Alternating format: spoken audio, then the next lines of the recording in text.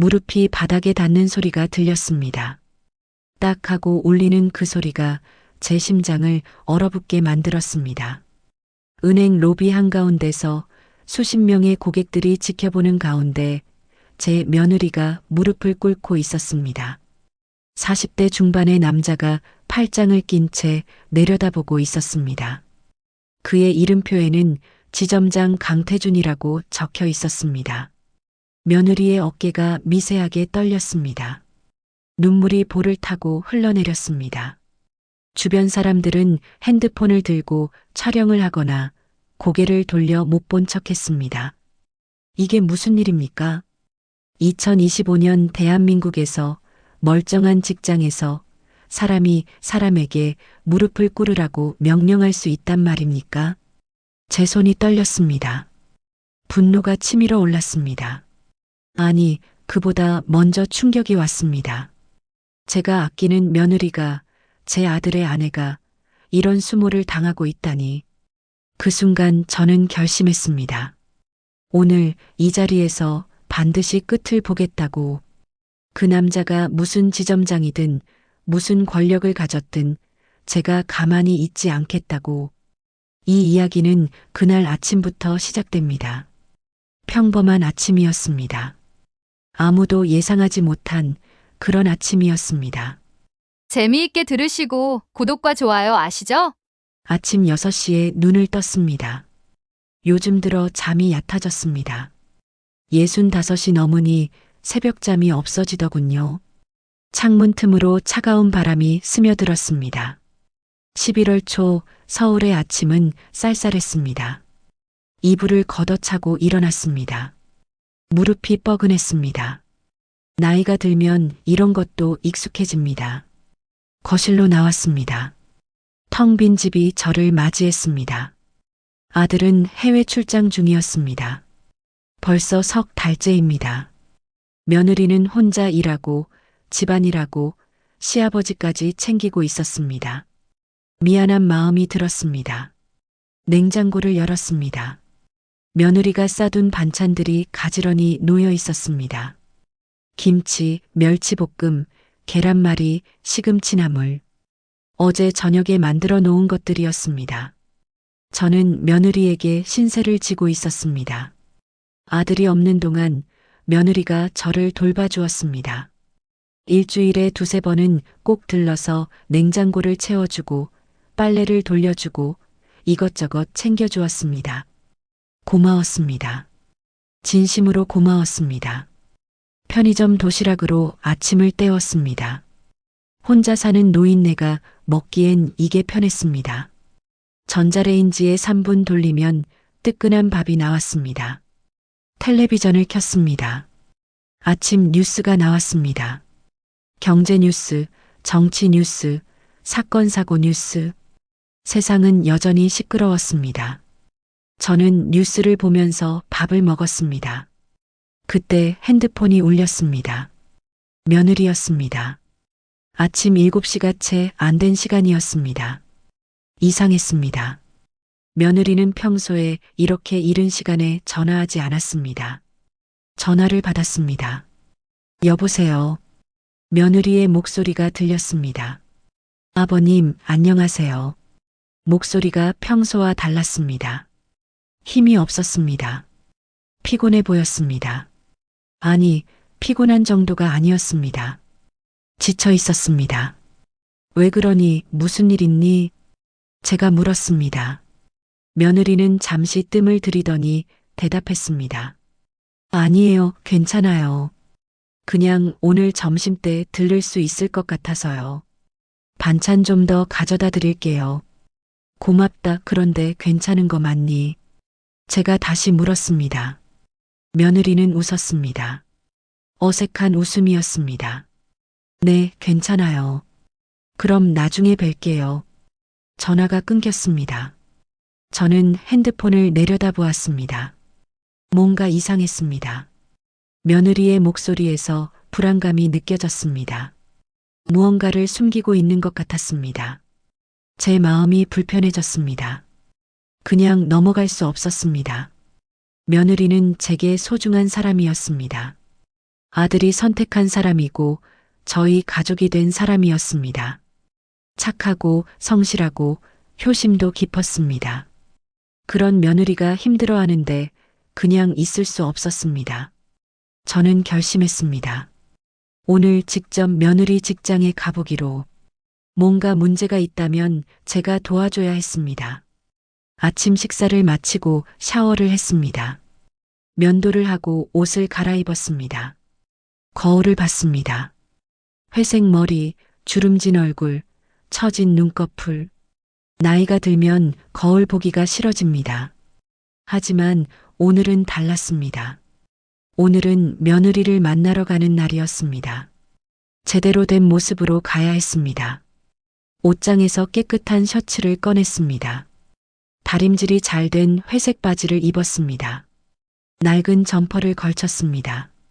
신발을 신고 현관문을 나섰습니다. 계단을 내려가는데 무릎이 욱신거렸습니다. 천천히 내려갔습니다. 서두를 필요는 없었습니다. 며느리 직장은 멀지 않았습니다. 버스로 30분 거리였습니다. 버스 정류장에 섰습니다. 차가운 바람이 불었습니다. 옷깃을 여몄습니다. 버스가 왔습니다. 타고 자리에 앉았습니다. 창밖을 보았습니다. 서울거리가 지나갔습니다. 출근하는 사람들, 등교하는 학생들, 분주한 아침 풍경, 모두가 각자의 삶을 살아가고 있었습니다. 저도 마찬가지였습니다. 저는 퇴직한 지 5년이 넘었습니다. 중소기업에서 격리로 30년을 일했습니다. 성실하게, 묵묵히 일했습니다. 큰 부자는 되지 못했지만 가족을 먹여 살리고 아들을 대학 보내고 집 한 채 마련했습니다. 그것으로 충분했습니다. 아내가 떠난 후 저는 혼자가 되었습니다. 2년 전 암으로 세상을 떠났습니다. 그 후로 저는 홀로 살고 있었습니다. 외롭지 않다면 거짓말이겠죠. 하지만 견딜만 했습니다. 아들과 며느리가 있었으니까요. 특히 며느리는 저를 잘 챙겨주었습니다. 명절에도 제사에도 평소에도 제 생일을 챙겨주고 아플 때 병원에 데려가주고 밥도 자주 챙겨주었습니다. 고마웠습니다. 정말 고마웠습니다. 그런데 요즘 며느리가 달라 보였습니다. 얼굴이 수척해졌습니다. 웃음이 줄었습니다. 말수도 적어졌습니다. 처음엔 아들이 해외에 나가 있어서 그런가 보다 했습니다. 외롭고 힘들 거라고 생각했습니다. 하지만 오늘 아침 전화를 받고 나니 확신이 들었습니다. 뭔가 문제가 있다는 것을. 버스가 목적지에 도착했습니다. 내렸습니다. 은행이 보였습니다. 며느리가 일하는 곳이었습니다. 대형 시중은행의 지점이었습니다. 깨끗하고 현대적인 건물이었습니다. 유리문을 밀고 들어갔습니다. 로비는 넓었습니다. 고객들이 몇 명 앉아 있었습니다. 직원들이 분주하게 움직였습니다. 며느리를 찾았습니다. 창구에 앉아 있었습니다. 고객을 응대하고 있었습니다. 저는 조용히 구석 의자에 앉았습니다. 며느리를 지켜보기로 했습니다. 며느리는 제가 온 것을 몰랐습니다. 저는 일부러 눈에 띄지 않는 곳에 앉았습니다. 며느리의 일하는 모습을 지켜봤습니다. 손님을 응대하고 서류를 처리하고 컴퓨터 자판을 두드렸습니다. 표정이 굳어 있었습니다. 웃음기가 없었습니다. 기계적으로 움직였습니다. 이상했습니다. 평소 며느리는 밝았습니다. 사람을 대할 때 따뜻했습니다. 하지만 지금은 달랐습니다. 얼굴에 생기가 없었습니다. 눈빛이 흐렸습니다. 어깨가 움츠러들어 있었습니다. 마치 누군가에게 눌려 있는 것 같았습니다. 제 가슴이 답답해졌습니다. 시계를 봤습니다. 아침 9시 30분이었습니다. 은행은 점점 붐비기 시작했습니다. 고객들이 줄지어 들어왔습니다. 직원들이 바빠졌습니다. 며느리도 분주해졌습니다. 손님이 끊이지 않았습니다.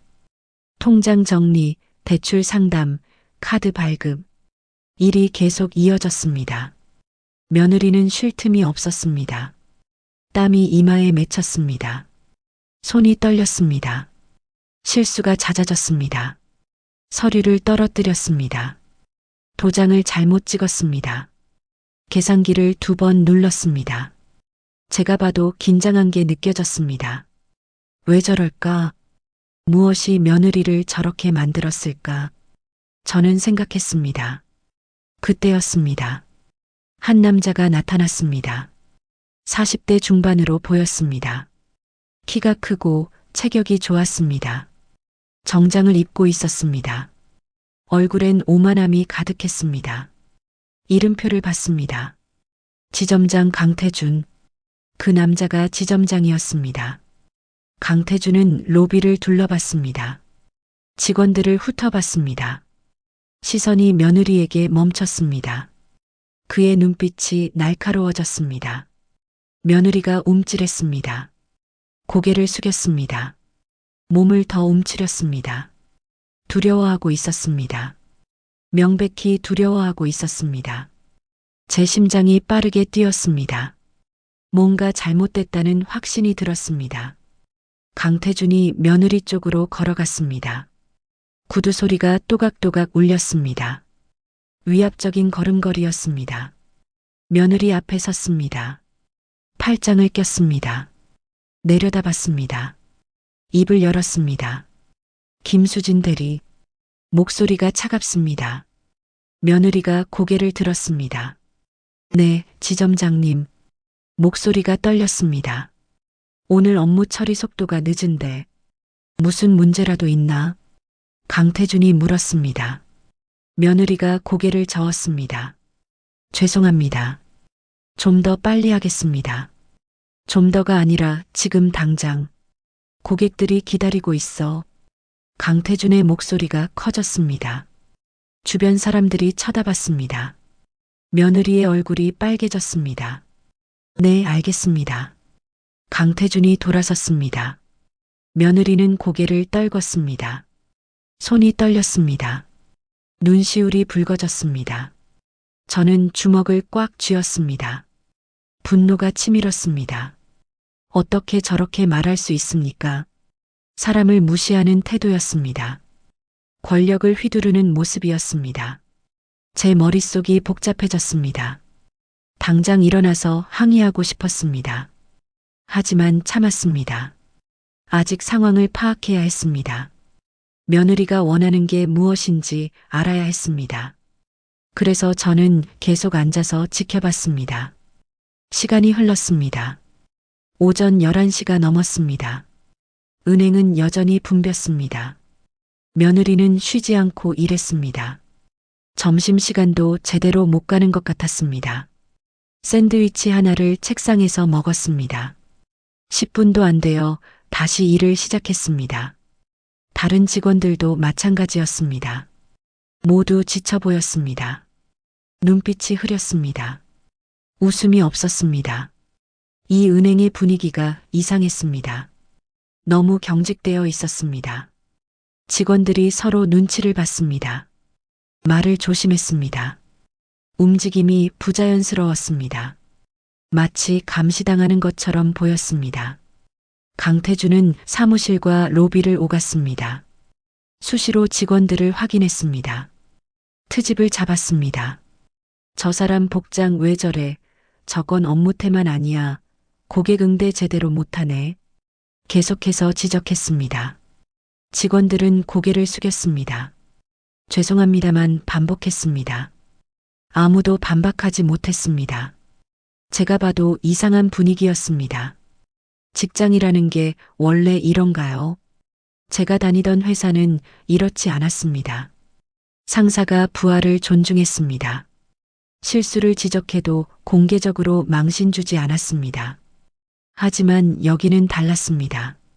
강태준은 노골적으로 직원들을 깎아내렸습니다. 권력을 과시했습니다. 사람을 물건처럼 대했습니다. 제 속이 부글부글 끓었습니다.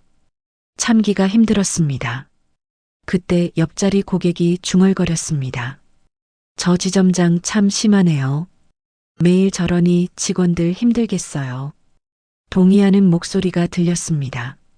다른 고객도 고개를 끄덕였습니다. 맞아요. 저번에도 봤는데 정말 심했어요. 직원한테 소리 지르고 모욕하고 사람들이 다 알고 있었습니다. 이 은행의 문제를. 하지만 아무도 나서지 않았습니다. 그저 수군거릴 뿐이었습니다. 저는 답답했습니다. 왜 아무도 행동하지 않는 걸까요? 그때 강태준이 다시 며느리에게 다가갔습니다. 이번엔 뭔가 다른 게 느껴졌습니다. 그의 표정이 더 굳어 있었습니다. 눈빛이 차가웠습니다. 화가 나 있는 것 같았습니다. 김수진 대리, 잠깐 나와봐. 강태준이 말했습니다. 며느리가 자리에서 일어났습니다. 로비 한가운데로 나왔습니다.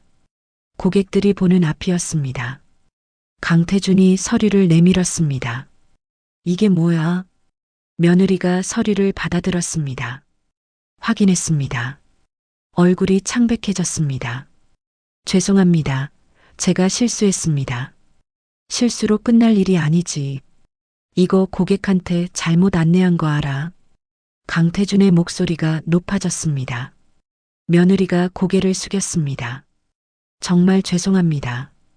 다시 한번 확인하겠습니다. 확인은 무슨 확인을 해? 이미 고객한테 피해간 거라고. 강태준이 소리쳤습니다. 로비가 조용해졌습니다. 모든 시선이 그쪽으로 쏠렸습니다. 며느리의 어깨가 떨렸습니다.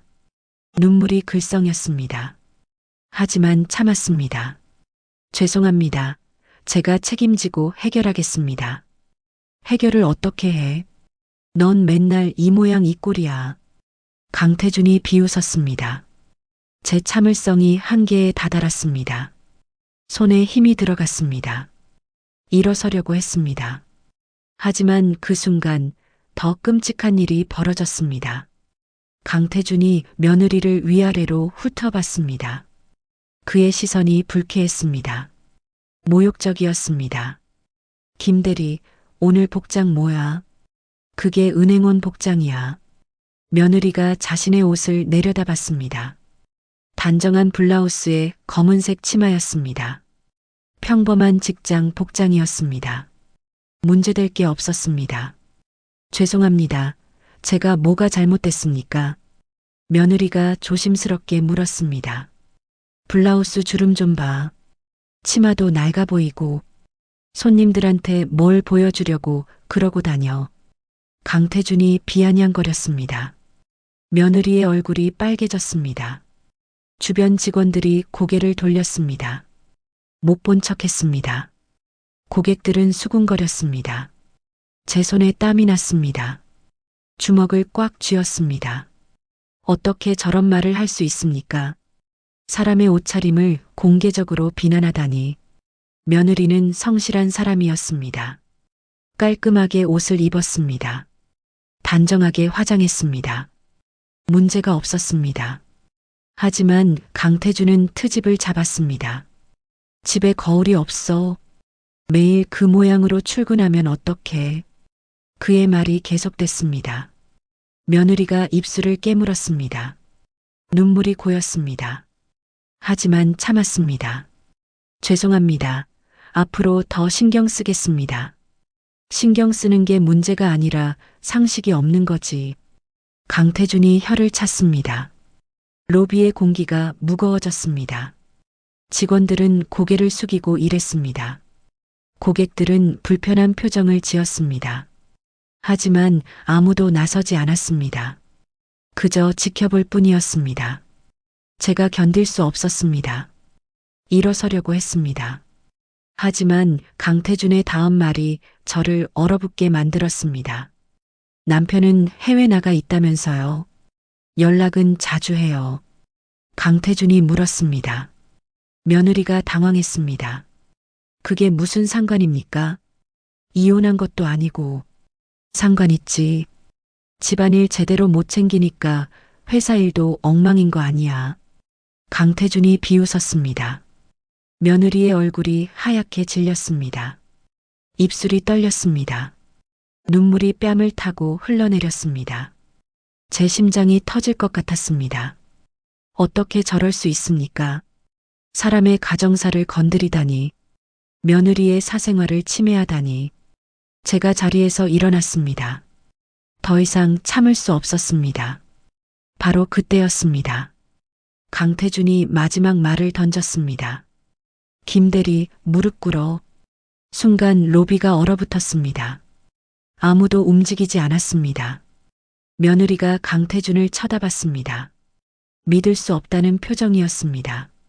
네? 며느리가 물었습니다. 목소리가 떨렸습니다. 무릎 꿇으라고. 내가 오늘 얼마나 큰 실수를 했는지 반성해. 강태준이 다시 말했습니다. 이번엔 더 크게, 더 명확하게. 며느리가 고개를 저었습니다.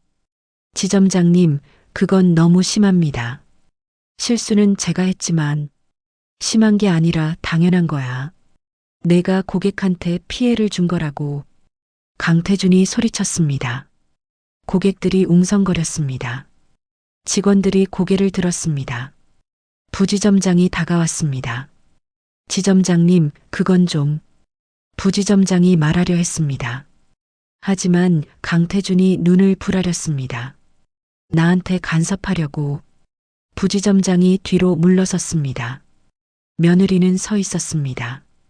떨리는 다리로 창백한 얼굴로 눈물을 흘리며. 하지만 무릎을 꿇지 않았습니다. 강태준이 다가갔습니다. 며느리 바로 앞까지 얼굴을 들이밀었습니다. 내가 무릎 꿇으라고 했어.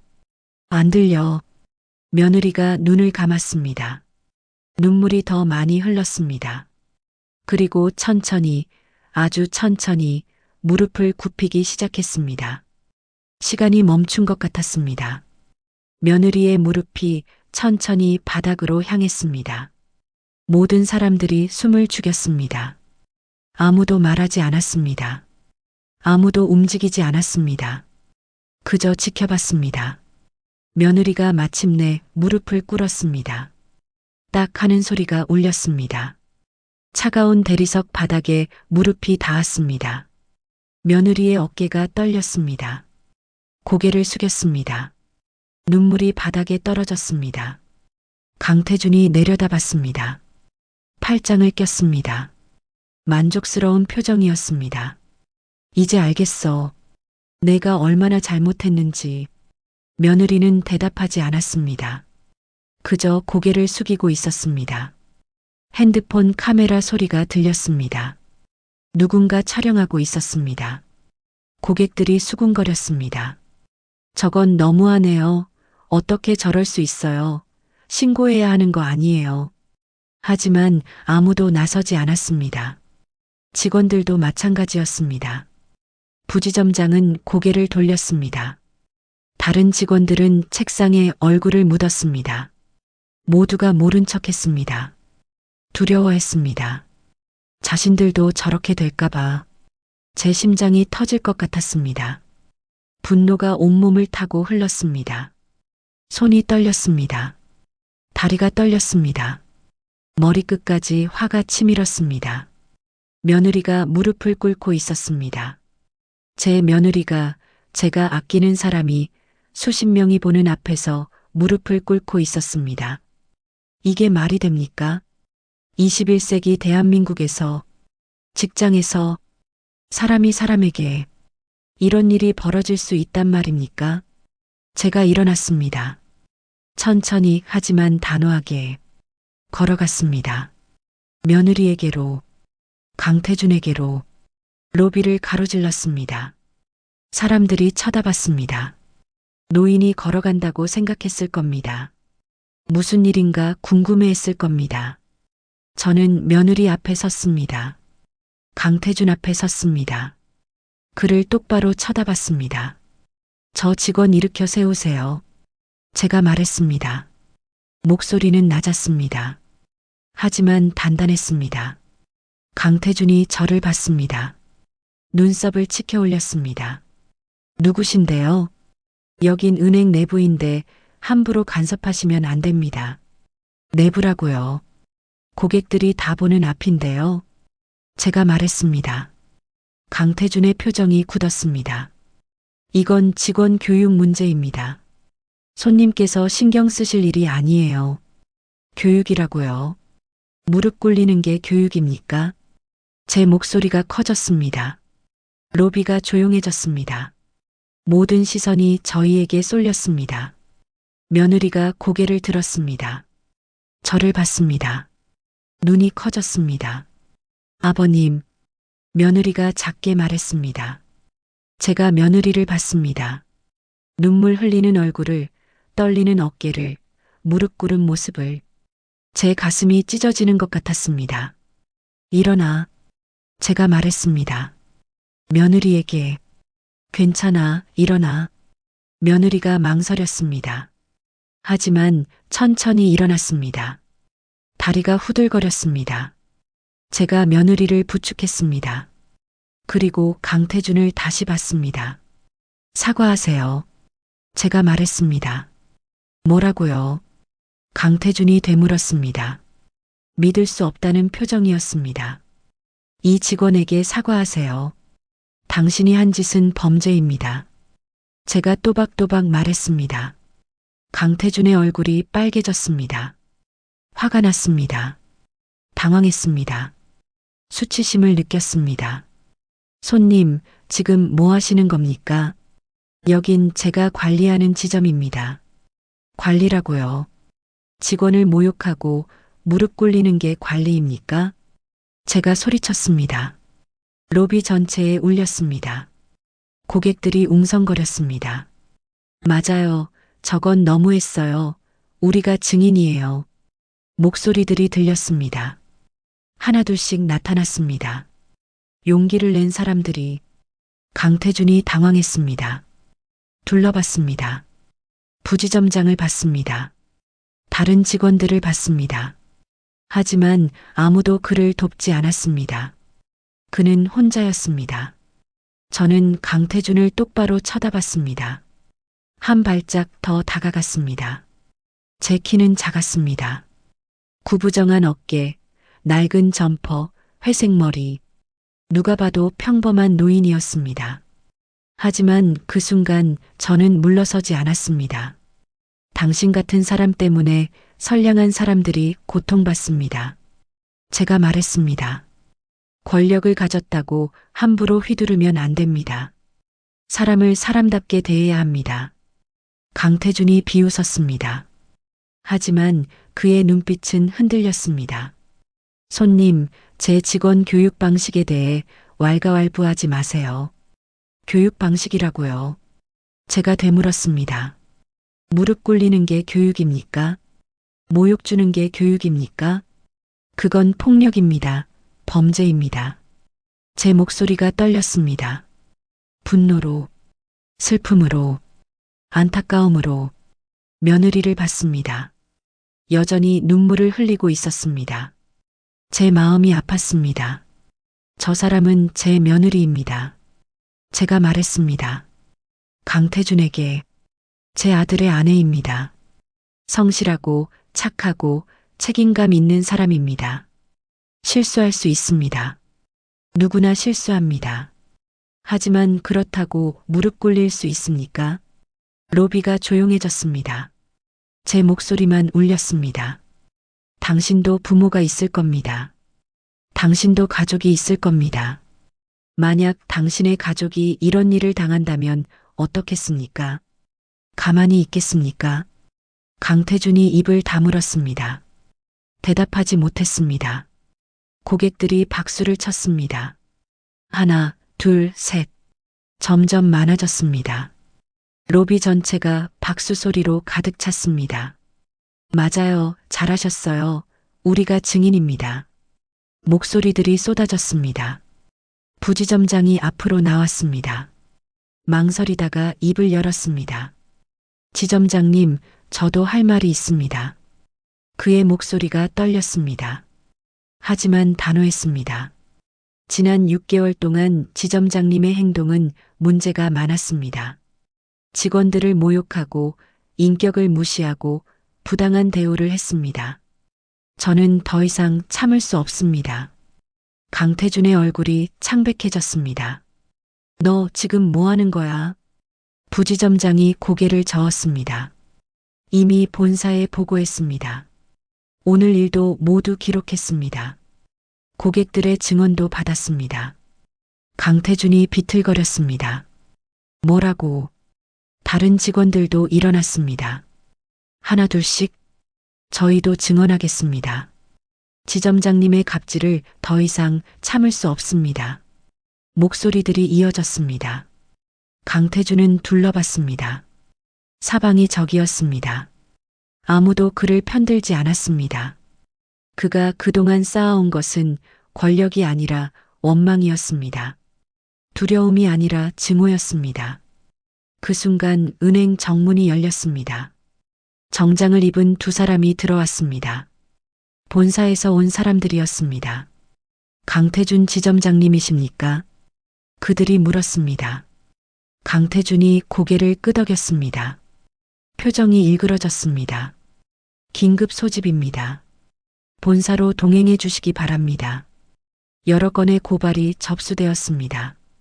강태준이 주저앉았습니다. 의자에 얼굴에서 핏기가 사라졌습니다. 손이 떨렸습니다. 그는 끝났습니다. 자신이 저지른 일의 대가를 치르게 될 것입니다. 저는 며느리를 봤습니다. 며느리도 저를 봤습니다. 눈물이 마르지 않았지만 얼굴에 안도의 표정이 번졌습니다. 괜찮아요, 아버님. 며느리가 말했습니다. 이제 괜찮아요. 저는 며느리를 안았습니다. 꼭 오래도록. 강태준은 본사 직원들과 함께 은행을 떠났습니다. 구부정한 어깨, 고개를 숙인 채 권력은 순식간에 사라졌습니다. 로비는 여전히 웅성거렸습니다. 고객들이 서로 이야기를 나눴습니다.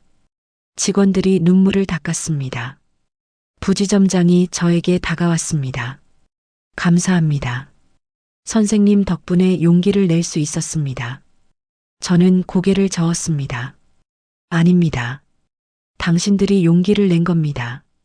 저는 그저 먼저 말했을 뿐입니다. 부지점장이 며느리를 봤습니다. 수진 씨, 정말 미안해요. 진작 나섰어야 했는데. 며느리가 고개를 저었습니다.